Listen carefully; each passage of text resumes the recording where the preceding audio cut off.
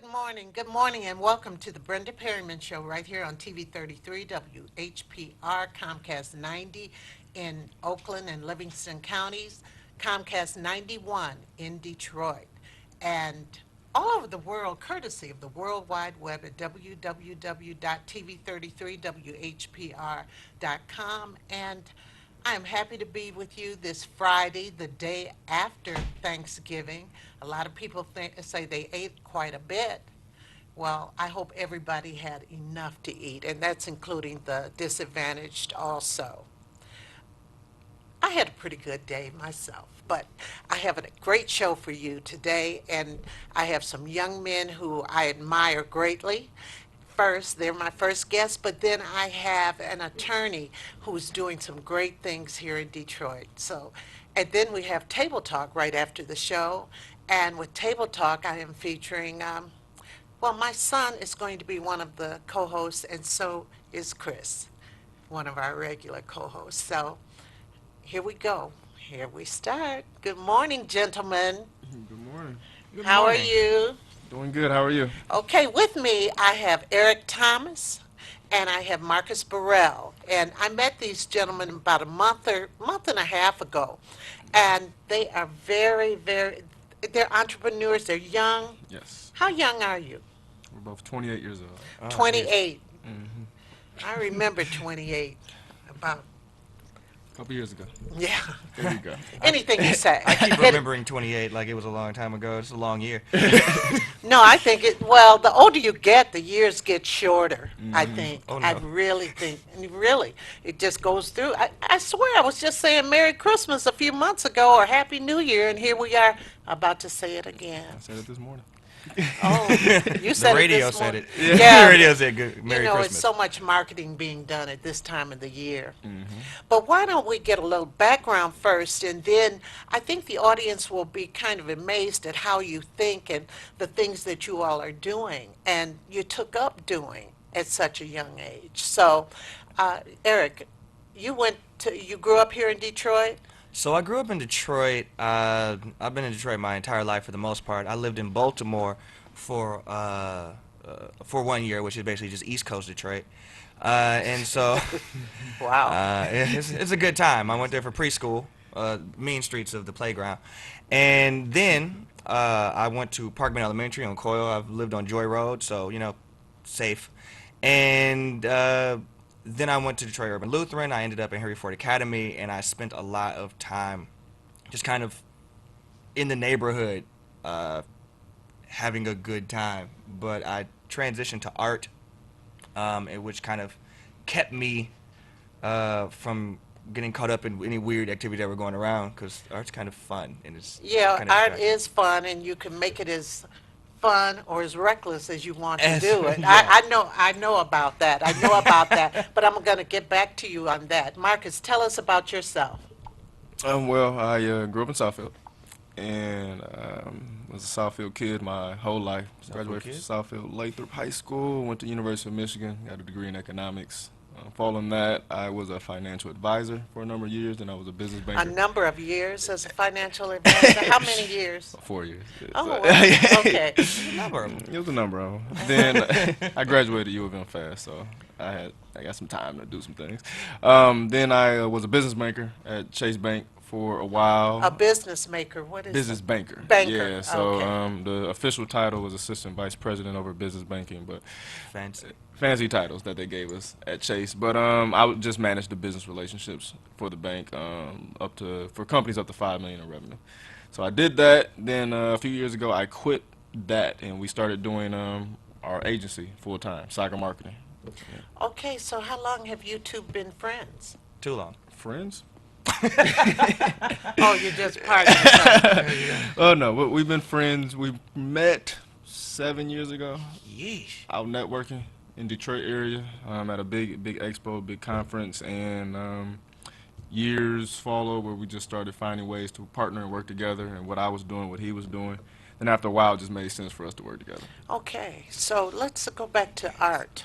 So how did you use art, do art? So funny enough, when I started my academic career, I was actually really interested in math and science, but I always drew kind of on the side. And I ended up in a robotics program in high school because I love robotics. I like seeing things work. But when I was in robotics, I ended up doing design for the robots. And then when I went to Henry Ford Community College for robotics, which most people don't know they do robotics there, Right. I got involved in the graphic design program. Okay. And so I ended up just kind of going down that track. I had an internship, and somebody said, well, you do graphic design, you should be in business, because that's what they always say to you when you do graphics, when they just want you to make their business card. And that Yeah. just literally kind of led me down a path of an accidental business path and a kind of full-blown career in art and design. So, Okay. Okay. but he's the business guy. Like, as if you heard his economic business kind of background, I do the visual stuff. So I like to make sure that things connect to people in a way that makes sense. So let's bring it up to today and talk about Saga. Go ahead, Eric. Oh boy. So He's got it. Saga is a marketing agency, right? In its purest sense. We do marketing, we do brand development. And so what we focus on is telling stories. We tell human stories that move people, stories that connect. People are a lot more alike than they are different because we share kind of the earth together. And so we all know about a mother's love and warmth and touch and loss and failure and success and triumph. And so what we try to do is find those stories that bind us together. And so for clients, anything that has any substantial impact in the world has a story, right? Anything from a rock to a parking garage to a person to a store. And so what we do is look for the way that really made great impact in the world, and then we tie it into a beautiful bow because most people have kind of forgotten. And then we disseminate that back out into your market so that people kind of join you on your mission. Okay, people should know who they're marketing to They should know. also. But don't you, well, how do you find your clients? So we have a few ways to find our clients. One, we have a lot of word of mouth. When we do work, we get really close to our clients. One of our first tenet of business is immersion, right, where we kind of just get inside of your business and find out who you are. And so we kind of get ingratiated. We work very close with our clients, and so they always refer us. So do you do mostly younger clients or? Actually, we do a lot of older clients. Our Really? clients, Cornerstone Schools is a client of ours. Greater Trade Area Health Council is 75 years old. The Black United Fund is a client of ours that we did a Oh, full really? rebrand on. Usually what we get much older groups that are trying to update.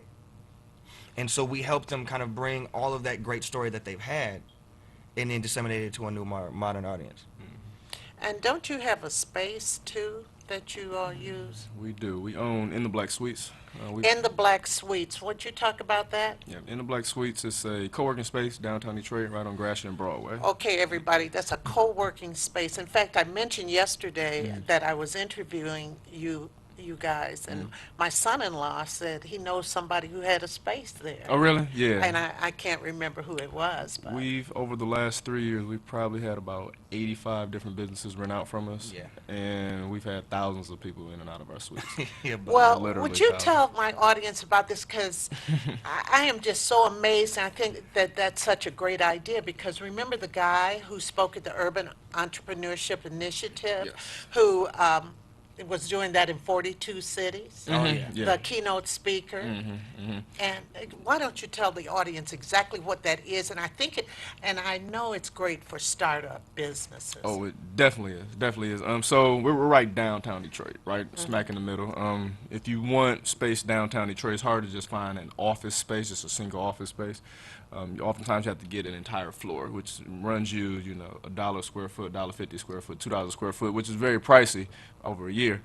So we offer a co-working space where small businesses with 1, 2, maybe 3 employees can come in and work in a small area and be able to operate in the heart of the city where all the action is happening.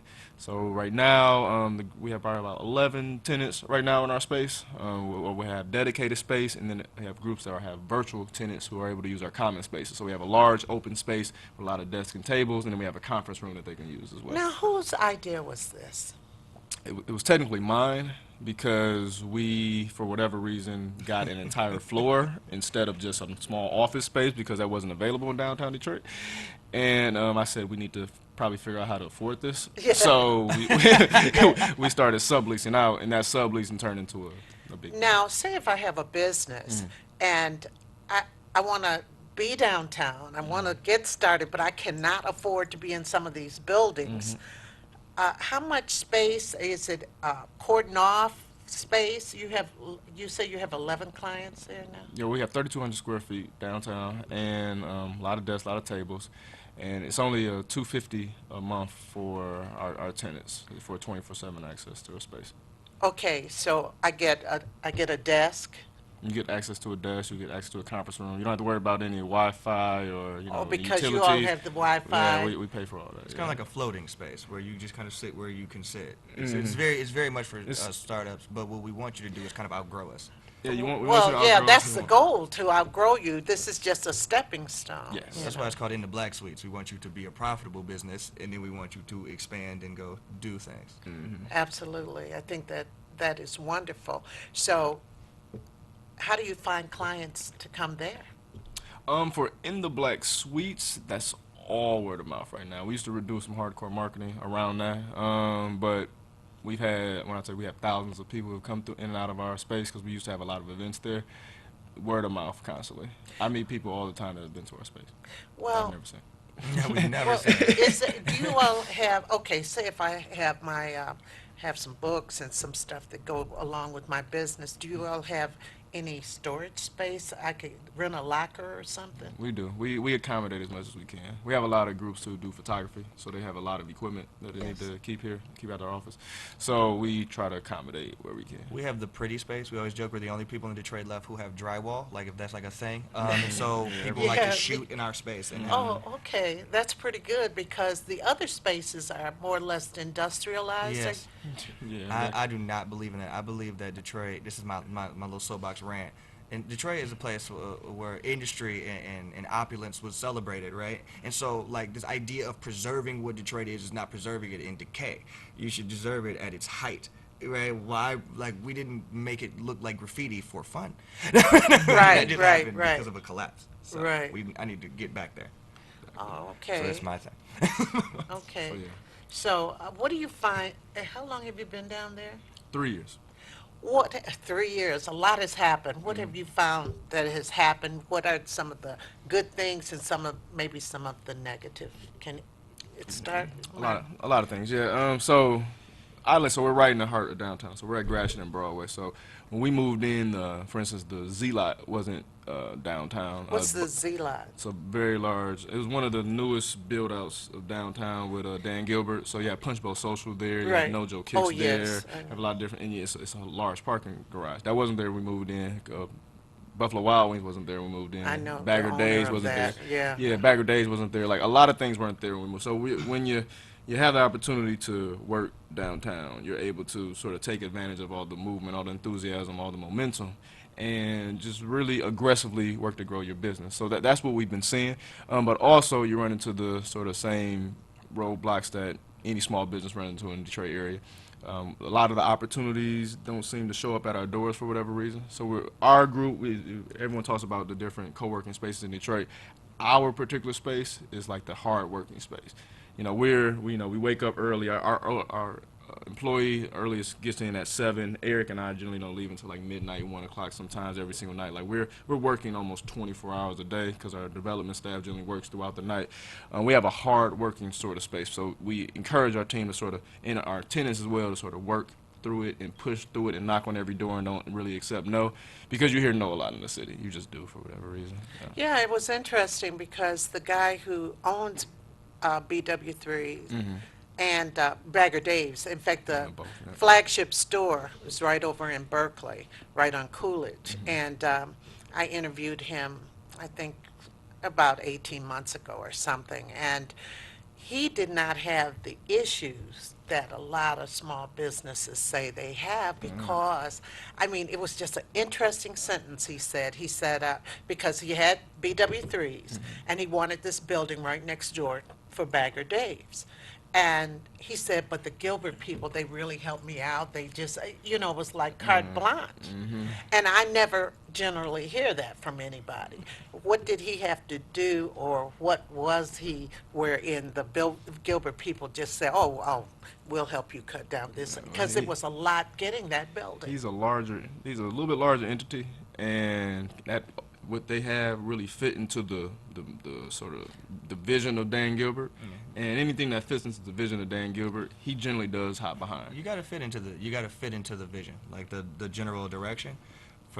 For most of us, this is just a business kind of thing. Detroit has like a density issue, and so Detroit is a mecca of movement and energy until about 5 o'clock, right? And then after 5 o'clock, there's just nobody, right? And so it's very exciting for them to have a restaurant because there's not really that many restaurants. Dan Gilbert's brought so many people downtown, but only for the work time.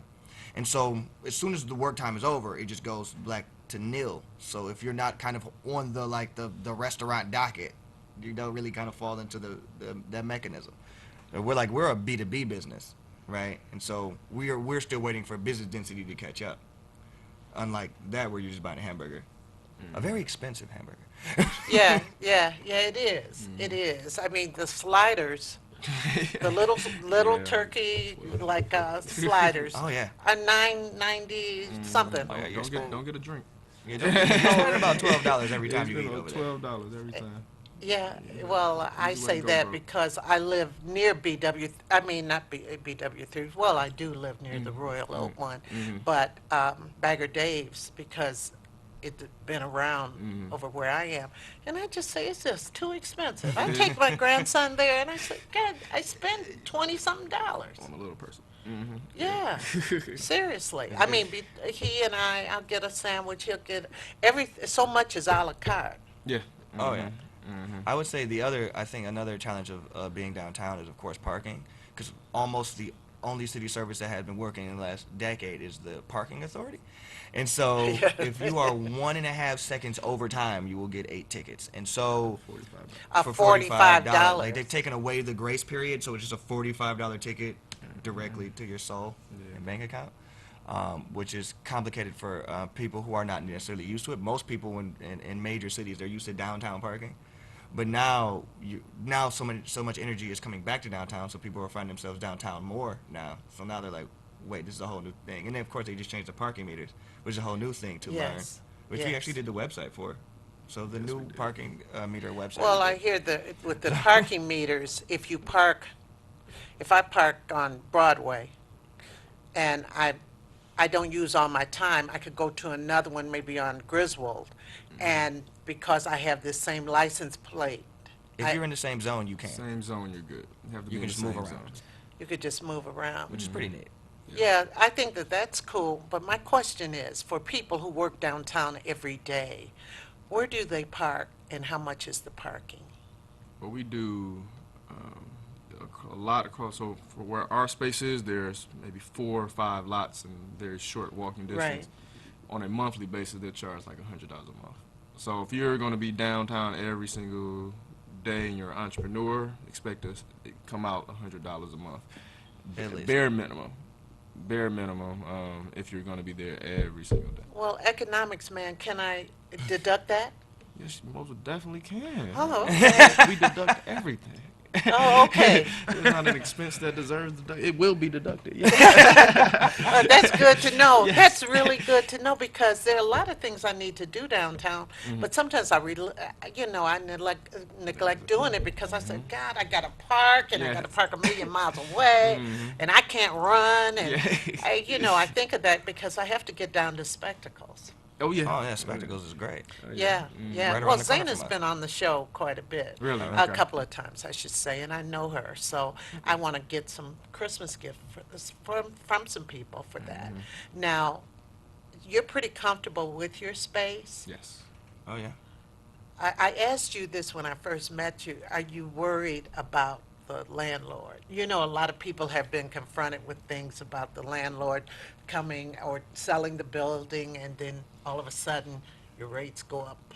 Well, so we're in a We're in a fortunate little pocket. Yeah, fortunate little pocket. So Dan Gilbert has officially said that his sort of expansion in the downtown area sort of stopped abruptly at Broadway. Okay. Broadway and Right, stopped Gratiot. right at so us. he's like he's south towards off of Gratiot, and then he goes back west off of Broadway, and then that's his. He stopped right there. So our building we think is safe, but there are some new developments happening in the Harmony Park area. The DGC is I just put out a RFP request for proposals for. What is the RFP? Tell them. Yeah, so RFP, the DGC sent out a document to the world saying, let us know, propose us an idea for this area. So a lot of groups are proposing ideas to redevelop Harmony Park into, new Isn't the developments. car center for sale or been sold? I believe the DGC still owns that I building. think the whole Yeah. area. The whole area has been, there's proposals going out now for the whole area to be redeveloped. Not necessarily like drastic redevelopment, like the restaurants will most likely stay, but there's a lot of parking lots there, and then Hiram's building is there as Yeah. well. So like think about different ways to position and grow that area is what they're thinking about. But Which is on the other side of us. So we've got Dan Gilbert on that side, we've got this Harmony Park on that side, and we're just in the middle, like we're in the middle. we're right hard in the middle, and we're just hoping that the business owner or the landlord doesn't sell the building, because right now we have a very nice rate for the next. We locked in another 3 years, but we have a very nice rate that no other area really has. Well, that's wonderful, and So- I pray that you keep it. Oh, yeah, we want pray to. that you keep it. Now, where do you see yourselves in 5 years? In 5 years, oh Lord, that's a great question. Well, our business, we're on target with our revenue goals in order for our business to make it to a certain level, I guess. We want to keep a sort of small boutique marketing agency, so we don't see our company growing more than 50 employees. We want to sort of maintain that sort of our nimbleness and not have to be bogged down, because we know we partner with a lot of large agencies that have hundreds of employees or sometimes thousands of employees, and it gets kind of stuck in a rut. But we can like move quickly. So we wanna expand there.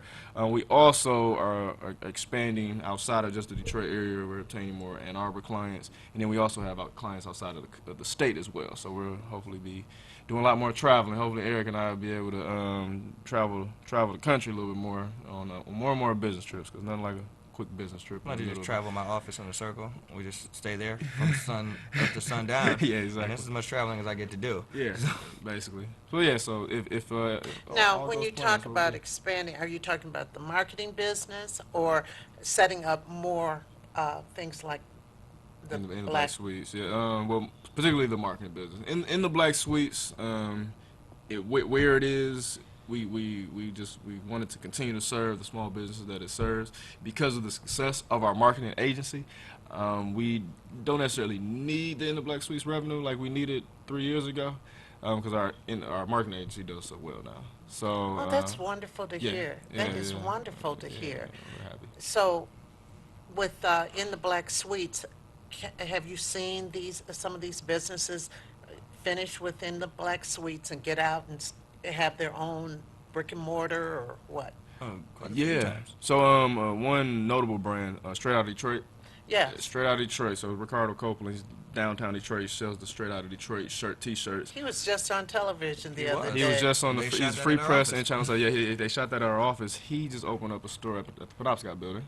Oh, yeah, did he? Yeah. So I we're. mean, is all he gonna do straight out of Detroit? Or, Is that all he's gonna what, do? Well, I he- need he- to know. I he wanted prints to shirts. ask him. He prints shirts. So He if prints if, shirts. if, A few if, things. anyone needs shirts, they can always go through him because he has all of his own equipment. So he understands that whole process. But his own product is the Straight Out of Detroit shirt.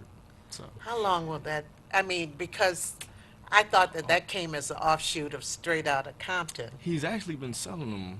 Well, the idea came from that, but he Yes. started selling them like 2-3 years ago. So the movie just came out, this year. Yeah. So he's been selling them for a while, but I think he's gone through about 15,000 shirts, something like that. he sold a like lot of that. shirts. He I mean, sold a lot of he's- shirts. yeah, yeah. He's got a lot of stuff in a That's lot of great. places. That Yeah. is really great. I just wish him so much. I felt for him because he said that people were trying to take, Yeah. everybody bootlegs. And then we also have tenants as well who, for instance, Regina Black, who owns Oh, yeah.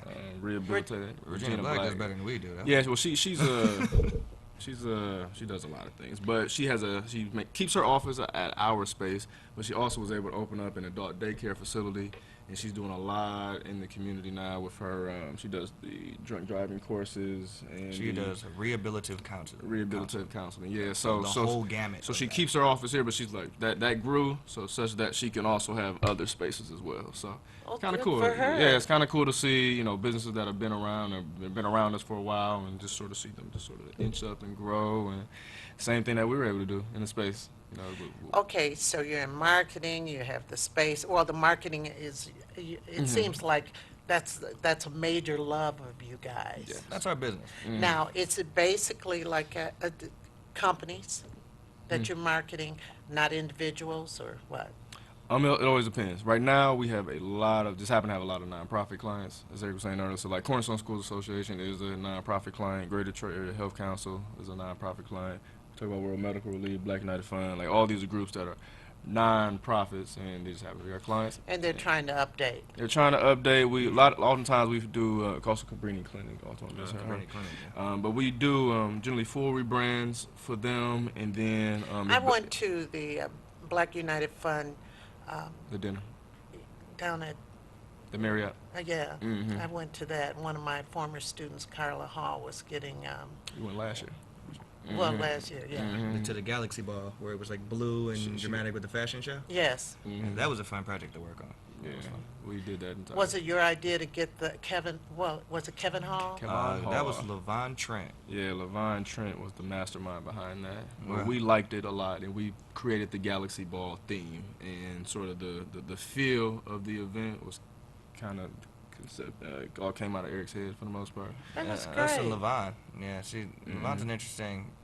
She does fashion and she does shows. You'd be amazed at the buddy that she put together that event on. She's phenomenal, and so our job was just to make sure that it looked like this amazing vision that she put together. But it was cool. It was fantastic. Yeah. I thought it was a really, really nice affair. Oh yeah. Really nice We affair. enjoyed. That was a good one. That was a really good event. Wow. Well, I wish you all the very best. I mean, I wanted my viewers to see you and to see what young people are doing out there because I'm going to ask you this one other question is what do you think that the impetus is behind young people doing so much in the entrepreneurial world? You go first. So this is fresh in my mind. I was on the bus yesterday, and I was on the bus and I was watching these young guys, and they kept getting on and off the bus, and there was this very big like yes ma'am, yes sir, and everybody was like it's this new energy I've seen kind of in the hood. Even though I asked a young guy when the bus was coming, he was like no sir, and he was just very polite. And if you look at kind of like this new civil rights movement that we're kind of running into, I think the young people are just tired of the crap. Honestly, I think they're tired of struggle, and I think they've realized that the way to succeed is to make a way to succeed. Make a way. So it's a beautiful movement. There are elements that are not as good as you would like them to be, but I think the majority of youth have realized that the best way to succeed is to create success. Right. So I'm actually very encouraged by what I've been seeing. That was so powerful. Marcus? My quick little take on it, because I always say as crazy as Eric is, I'm the crazy one because I jumped out. Yeah, he's crazy. I jump out without parachutes, without a problem. I am a starch believer that in order to have the largest scale of success, you have to kind of go out on your own, and you have to sort of do it so aggressively that it leaves you uncomfortable at all times. And for whatever reason, we have just sort of this generation now, and a lot of our peers who are okay with that. They don't want to be comfortable. They want to see that change that they've sort of been thinking about and dreaming about, and actually talked about back when they were in college and sort of in their first and second Right. careers. And they just really want that, and it's really nice to see. It's really nice to see because literally almost all of our peers are running organizations that are allowing them to provide for not only themselves and their families, and they're all seeing growth. And they're fighting through any times where it's times get hard and the ups and downs of business. They're willing to push through those, and I think it's because we have maybe like a strong network of Yeah. individuals around us to see to help people, to sort of mentor and keep people on the right path. But it's really nice to see, because we kind of it helps us out too. 'Cause us This seeing is so good to hear. You know, it's We're so like a good gang of to, entrepreneurs. well, I believe it. See, I believe, I've seen so many young people do so much, and I keep up with my former students, or they keep up with me more so, who are just taking that risk, taking that step. And, you know, you only live one time. very true. You only live one time. Well, guys, it's been great talking to you all Thank and you for just having listen. us. I mean, I really admire what you're doing. We appreciate And it. we appreciate it because you're helping other people too, as well as We yourselves. appreciate it. Well, Thank you you. know, why are you in business if you're not making money? There you go. Right, right. Everyone, you heard them here first. And now we're going to go for a quick break, and I'll be back with my next guest, Levine Bannister Jackson.